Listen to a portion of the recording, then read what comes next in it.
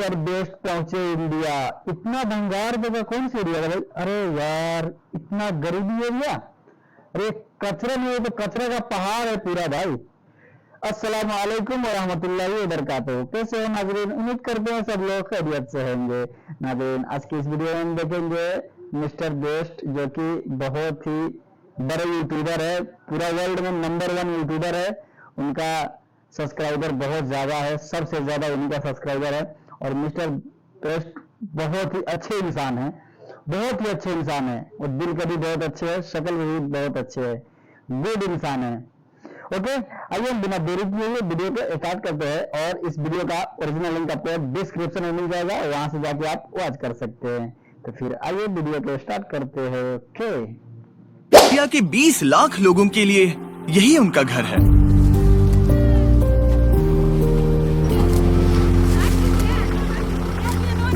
ये इस देश में बनी कई डंप साइट्स में से एक है, जहाँ पर लोगों को लिटरली कूड़े के पहाड़ों से गुजरना पड़ता है, अक्सर जिसमें होती है नुकीली चीजें और जहरीला कूड़ा, जिससे कई सारी बीमारियां होती हैं जो अक्सर जानलेवा होती हैं, ताकि वो दिन के बस $3 बना सके। और क्योंकि ये देश दुनिया का सबसे ज्यादा आबादी वाला देश है, इंडिया हर साल 6.5 लाख टन कूड़ा का निर्माण करता है।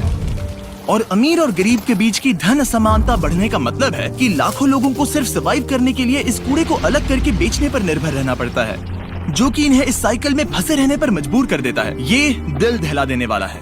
जब हमने ये प्रोजेक्ट चुना तब मुझे पता था कि ये बहुत मुश्किल होने वाला है, लेकिन मुझे आइडिया नहीं था कि यहाँ पर आना और ये सब देखना इतना दिल दुखाने वाला होगा। मैंने ऐसा पहले कभी नहीं देखा। मैं अभी अभी बाप बना हूँ और बच्चों को इस तरह के माहौल में काम करते देखकर मैं अंदर से पूरा टूट गया और पता नहीं इसे लफ्जों में कैसे बयां करूं। ये सही नहीं है। एक इंसान के तौर पर हम ऐसी चीजों को होने देने से भी अच्छा कुछ कर सकते हैं। पर ये डंप साइट ही इकलौती प्रॉब्लम नहीं है। आबादी का एक बहुत बड़ा हिस्सा इन शहरी बस्तियों में रहता है। ये गरीबी और यहाँ रहने के हालात बेइंतहा कठोर हैं। ये लोग अपने घरों को एक रेलवे ट्रैक के पास बनाने में मजबूर हो गए हैं।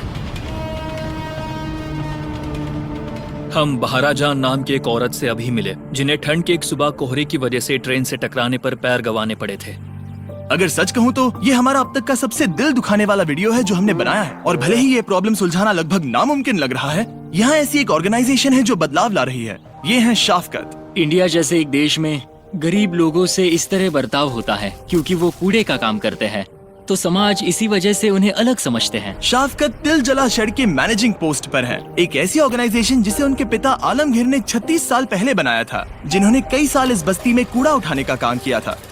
पर वो समुदाय के पहले और उन चंद लोगों में से एक हैं जो पढ़ना और लिखना जानते हैं। फिर वो एक स्कूल टीचर बन गए और जल्द ही समझ गए कि शिक्षा की वजह से उनके लिए मौकों के कितने दरवाजे खुल गए हैं। और इसीलिए 1987 में उन्होंने हर एक कमजोर बच्चे को क्लासरूम में डालना अपना मिशन बना लिया।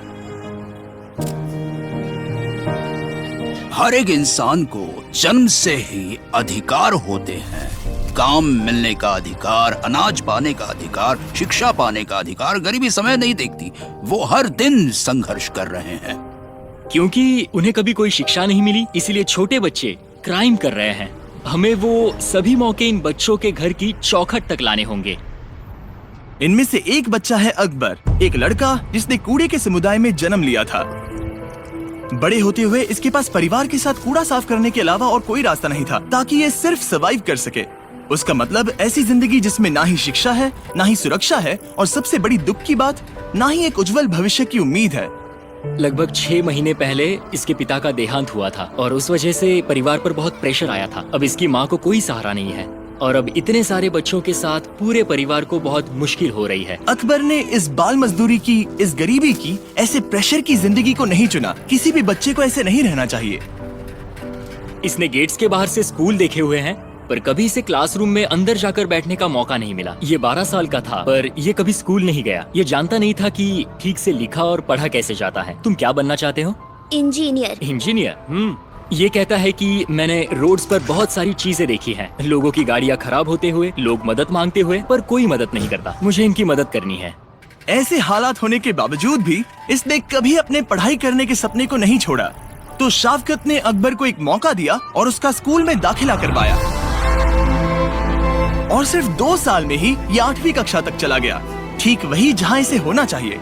अब उसके लिए मेरी ये उम्मीद और सपने हैं कि अब वो शिक्षा को हासिल कर पाएगा, एक यूनिवर्सिटी में जा पाएगा और एक इंजीनियर भी बन पाएगा, जैसा उसने हमेशा सपना देखा है। ये पक्का करने के लिए कि तुम्हें वो हर एक मौका मिले, हम तुम्हारे परिवार को कुछ पैसे दे रहे हैं ताकि वो खाना खरीद सके, तुम्हें फिक्र करने की जरूरत ना पड़े। अगर तुम वादा करते हो कि तुम दिल लगाकर पढ़ाई करोगे तो मैं तुम्हारे स्कूल जाने का खर्चा उठाऊंगा और मैं तुम्हारी इंजीनियरिंग डिग्री का भी खर्चा उठाऊंगा, ठीक है? प्रॉमिस? प्रॉमिस। डील? डील? ऐसे। पर अकबर सिर्फ एक है उन हजारों बच्चों में से जिन्हें तिलजला शेड ने डंप वेस्ट से बाहर निकालकर उन्हें शिक्षा प्रदान की, सुरक्षित घर दिया और फाइनेंशियली मदद की। और डैरेन पहली बार स्कूल के सभी बच्चों से मिलने वाला था। आपको वो अनुभव कराने का मैं इंतजार नहीं कर पा रहा। जब बच्चे उस दरवाजे से दौड़ कर आएंगे, मैं उसे शब्दों में बयान नहीं कर सकता।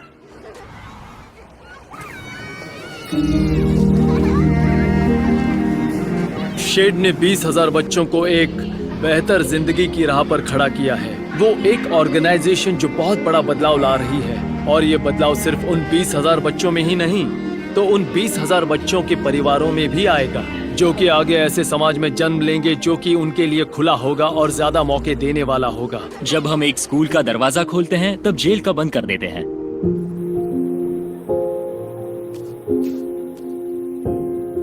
सिर्फ शिक्षा ही आगे जाने का रास्ता है और शिक्षा ही हमारे समाज को पूरी तरह से बदल सकती है।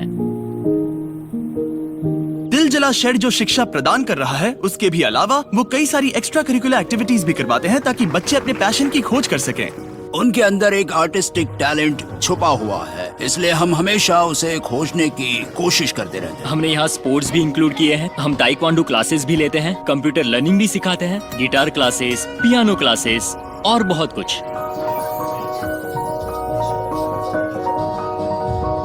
Thank you so much. फिर बड़े बच्चों ने डैरेन को उनके कुछ साइंस एक्सपेरिमेंट्स दिखाए। ओह वाओ, देखो ये तो 3D है। हे, तुमने वो कैसे किया? मुझे बताओगे इसे कैसे बनाया? मतलब ये सब रिसाइकल होने वाला सामान है, वुडबोर्ड है, सब उसी से बनाया गया है। ये एक वाटर डिस्पेंसर है सर, ये देखो। शायद ये बहुत जरूरी है कि हम समझे कि ये बच्चे कितने इनोवेटिव और रिसोर्सफुल हैं। इनके पास बहुत ही कम चीजें हैं, फिर भी इन्हें जो सामान मिलता है वो उसी का इस्तेमाल करके ये एक्सपेरिमेंट्स कर रहे हैं और ऐसा करके खुद को सिखा रहे हैं। इन बच्चों में इतनी क्षमताएं छिपी हुई हैं, फिर भी ऐसे बच्चों को अच्छी शिक्षा का मौका नहीं मिल पाता है। तिलजला शेड का अपने समुदाय पर इतना बड़ा असर करने के बाद भी ये प्रॉब्लम इतनी बड़ी है कि अकेले सुलझा नहीं पाएंगे। इस समुदाय की बहुत सारी जरूरतें हैं और बहुत सारा संघर्ष है। हमें हमारे काम को बड़ा करना होगा। हमारे जैसी ऑर्गेनाइजेशंस को संसाधन जुटाने के लिए हमेशा ही दिक्कतें आती है, बहुत दिक्कतें। और इंडिया की इस प्रॉब्लम पर एक लंबा चलने वाला सोल्यूशन निकालने के लिए हमने तिलजला शेड के इस पूरे प्रोग्राम को पूरे 1 साल तक फंडिंग करने का फैसला किया, ताकि इन्हें कोलकाता के और इलाकों में फैलने में मदद हो और आखिरकार पूरे इंडिया में। क्योंकि आप में से हर एक की वजह से आपकी व्यूअरशिप ने बीस्ट फिलांथ्रोपी को सपोर्ट मिलने में मदद हुई है। और एक रेसिपेंट होने के नाते हम बता सकते हैं, हमें बीस्ट फिलांथ्रोपी से सपोर्ट और एक कमिटमेंट भी मिला है। आपकी ब्लेसिंग्स के लिए बहुत बहुत शुक्रिया। पर अभी एक और सरप्राइज बाकी है। शाफकत ने बताया कि बहुत से बच्चों को कंप्यूटर सीखने में दिलचस्पी है, पर लोकल लाइब्रेरी में सभी बच्चों को सीखने के लिए उतने कंप्यूटर्स नहीं हैं। तो हमने उनकी मदद की। हम और भी कुछ करना चाहते थे, तो हमने कुछ कंप्यूटर्स भी खरीदे। कुछ दिन मुश्किल होते हैं, कभी चुनौतियां होती हैं, पर एक सोशल एक्टिविस्ट का काम ही होता है कि वो कोई स्ट्रैटेजी ढूंढे, उनसे बाहर निकलने का रास्ता ढूंढे, जिससे कि जो भी कठिनाइयां और चुनौतियां आए उन्हें वो पार कर सके। पर अभी हमारा काम पूरा नहीं हुआ। कुछ देर पहले शाफकत ने डैरेन को मोहेश और अधीर से मिलवाया, ऐसे 2 भाई जो 13 साल की उम्र से यहाँ पर कूड़ा उठाने का काम कर रहे हैं। वो एकदम सुबह शुरू हो जाते हैं और लगभग 12-13 घंटे काम करते हैं और उनके बड़े परिवार है। यही काम हम लोग कर रहे हैं। चुनू के बच्चा लोग को सरकारी में पढ़ा रहे हैं और यही सब कर रहे हैं। मोहेश ने डैरेन को बताया कि उसे हर रोज कूड़े को घंटों तक उठाना पड़ता है और वो ये सब इस सपने के साथ करता है कि एक दिन वो अपने बच्चों को स्कूल में भेज पाएगा। $5-6 में एक परिवार चला पाना इन्हें बहुत मुश्किल होता है, क्योंकि ये बहुत कम पैसे हैं, बहुत कम। फिर मोहेश ने डैरेन को अपने परिवार से मिलने उसके घर बुलाया और उसे घर पे क्या दिक्कतें आती हैं उसके बारे में डैरेन ने और भी जाना। यहाँ अंदर बहुत ज्यादा गर्मी है और ये यहाँ का सबसे गर्म वक्त भी नहीं है। ये एक्चुअली ठंड के मौसम के आखिरी कुछ दिन है और यहाँ सच में बहुत ज्यादा गर्मी है। गर्मी की वजह से खाना खराब होने से बचाना मोहेश के लिए बहुत चुनौती भरा हो जाता है, जिस वजह से कभी कभी उसे और अधीर को भूखे पेट ही काम करना पड़ता है, जिससे इस काम को पूरा करना लगभग नामुमकिन हो जाता है। अपने परिवार का ख्याल रखने के लिए तुम जितनी मेहनत करते हो वो देखकर हम तुम्हारी थोड़ी मदद करना चाहते हैं, इसलिए हम तुम्हारे लिए एक नया फ्रिज खरीदेंगे। मैं और भी कुछ करना चाहता हूँ। जब तुम्हारी बच्ची थोड़ी बड़ी हो जाएगी तब हम उसका स्कूल में दाखिला कराएंगे और हम ही खर्चा उठाएंगे, ठीक है? कोई बात नहीं मेरे भाई। जब बीस्ट फिलैंथ्रोपी ने पहली बार डोनेशंस लेने शुरू किए थे तब हमने एक भी इंटरनेशनल प्रोजेक्ट नहीं किया और ना ही हम वैसा कुछ करेंगे ऐसी कभी बात की थी। पर पहले हफ्ते में ही जिस देश ने बीस्ट फिलैंथ्रोपी को सबसे ज्यादा डोनेशंस दिए थे वो इंडिया ही था और ये इंडिया के लोगों की असाधारण दया और उदारता को दर्शाता है। और तब से ही यहाँ पर बीस्ट फिलैंथ्रोपी के साथ आना और उतनी ही उदारता दिखाना जितनी यहाँ के लोगों ने हमें दिखाई थी वो मेरे लिए बहुत जरूरी बन गया था। मैं एक बहुत बड़ा शाउट आउट देना चाहूंगा स्मिथ ब्रदर फैमिली फाउंडेशन को। जब डैरेन को पता चला कि बहुत सारे बच्चों को हर रोज खाना नहीं मिलता तो उसने अपने कुछ दोस्तों के साथ एक बहुत ही जेनरस अमाउंट डोनेट किया, जिसकी मदद से हम 80 परिवारों को 2 साल तक खाना दे सकते हैं। मदद करने के लिए थैंक यू। आई होप आप लोग को ये वीडियो समझ में आया होगा। अगर समझ में आया तो लाइक करें और चैनल को सब्सक्राइब करें और शेयर करना ना भूलें।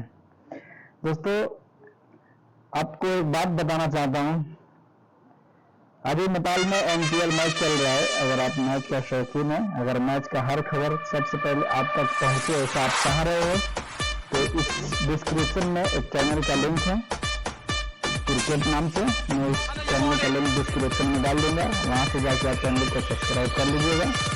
वहाँ से आपको एकदम नया ताज़ा खबर आपको मिलेगा। ओके, फिर मिलते हैं नेक्स्ट वीडियो में। जब तक के लिए अपना ख्याल रखें।